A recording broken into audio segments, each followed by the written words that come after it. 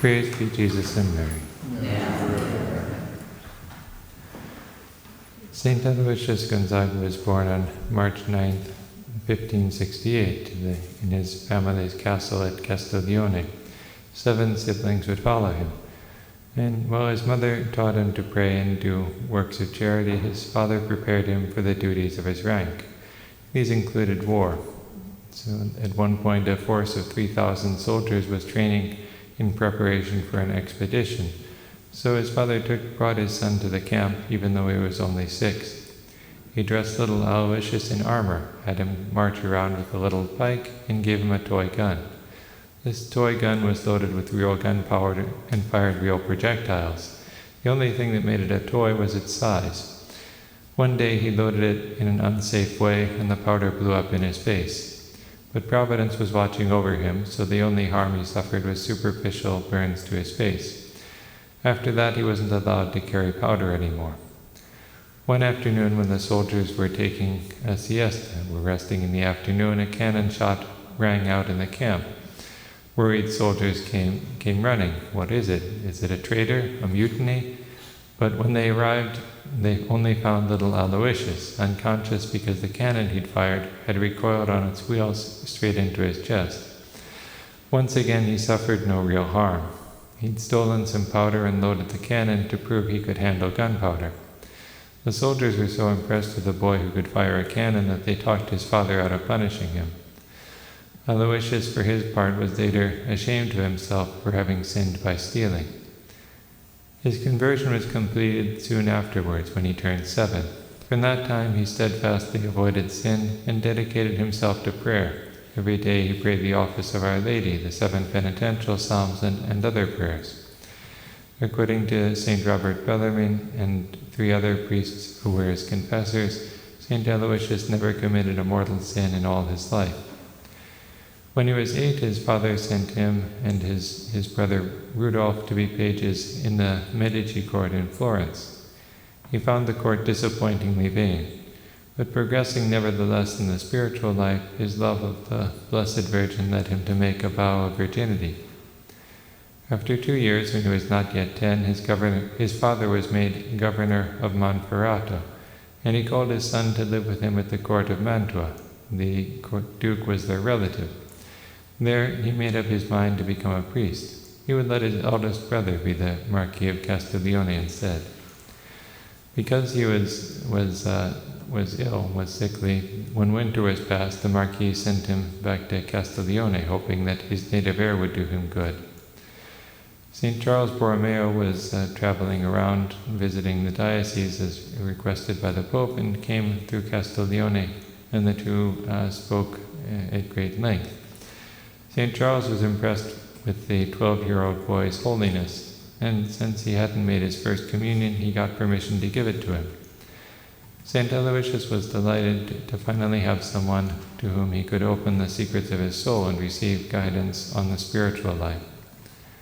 Later, after escaping death when his carriage broke in half while crossing a stream, he decided to become a religious, but he told his father nothing of this at the time.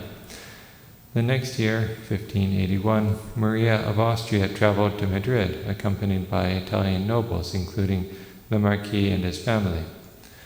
He was in Spain a few years, and while he was there, he decided to become a Jesuit, and finally told his father of his decision. His father was furious. His son already had a vocation as a Marquis, and he did not need another one. His mother, on the other hand, was pleased. She had prayed before his birth to have a son wholly consecrated to the Lord's service. The Marquis sent his son touring to distract him from this crazy idea of becoming a Jesuit, but he was not distracted, and eventually the Marquis gave in. In 1585, Aloysius was able to enter the Jesuits and renounced his inheritance, the marquisate, in favor of his eldest sibling. Perhaps we can get some idea of the dangers from which St. Aloysius was preserved by God's grace and his own determination to have sin if we jump forward in time to see what became of his brother. Aloysius' father died the year after Aloysius entered the Jesuits, and Rudolph became the Marquis of Castiglione. When one of his uncles died 3 years later, he hoped to inherit that territory too, but instead it passed to another uncle who had no sons, but tried to arrange things to leave the fief to whoever would marry his daughter. Rudolf made sure that he would inherit it by having his uncle assassinated before he could complete those arrangements. Then he went with a company of soldiers to take possession of the property, but he was so tyrannical that thus the year after he occupied the town, someone shot him dead. His mother had his body transported back to Castiglione and buried in the family chapel, but less than a month later it had to be disinterred because the month before Rudolf was killed, he had been excommunicated by the Pope for forging papal coinage, so he couldn't be buried in holy ground. Several years later, another pope lifted the excommunication, and Rudolf's remains could finally return to the chapel.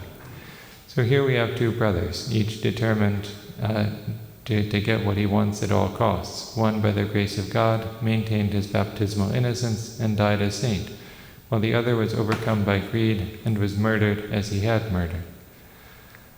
Returning to St. Aloysius' life as a Jesuit, he was exemplary, though his piety seemed excessive to some.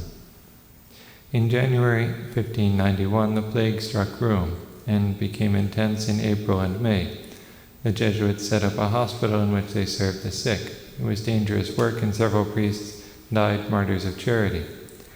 St. Aloysius volunteered to work in the hospital and also went out into the streets to find sick people who needed to be carried to the hospital because they couldn't walk anymore.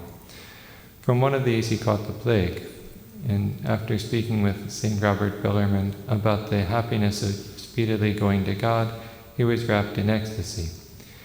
In it he learned that he would die on the octave day of Corpus Christi, and when he returned to his senses, he said the Te Deum to thank God that death and heaven were so near. He died rather suddenly in the first hour of the appointed day, June 21st, 1591. He was only 23 years old and had been with the Jesuits less than 6 years, but that was enough time for him to become a saint. Praised be Jesus and Mary.